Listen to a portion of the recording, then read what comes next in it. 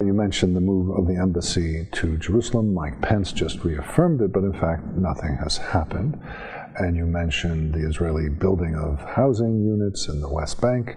There, it looks like more continuity than change. And more importantly, on Israeli-Palestinian negotiations, it looks like at this point that it's no real change.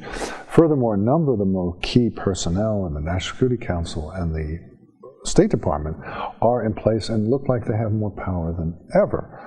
So overall, other than the United Nations, looks like continuity rather than change. And this points to something rather interesting that I noticed way back in the early 90s, that the politicians and diplomats in the United States, and presumably elsewhere, who talk warmly about Israel receive great thanks for that.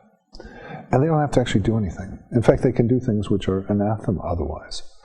Whereas politicians who are not warm and fuzzy with Israel don't get any credit for even when they do things that are good. So, for example, Barack Obama had, from Israel's point of view, the best ever weapons delivery, but he got no credit for it because he was nasty.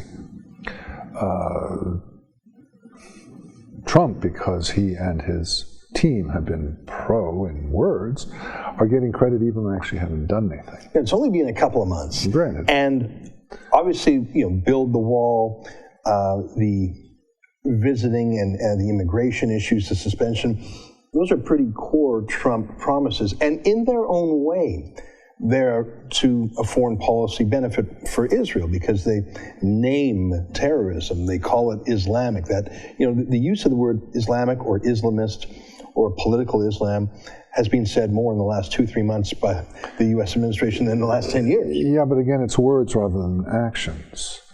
It's talking about radical Islamic terrorism, to be sure, a step forward.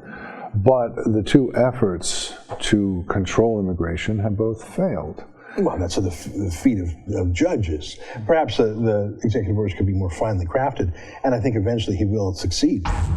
That's an excerpt from my daily TV show, The Ezra Levant Show. Normally it's behind a paywall, but I thought you'd like this video, so we put it on YouTube.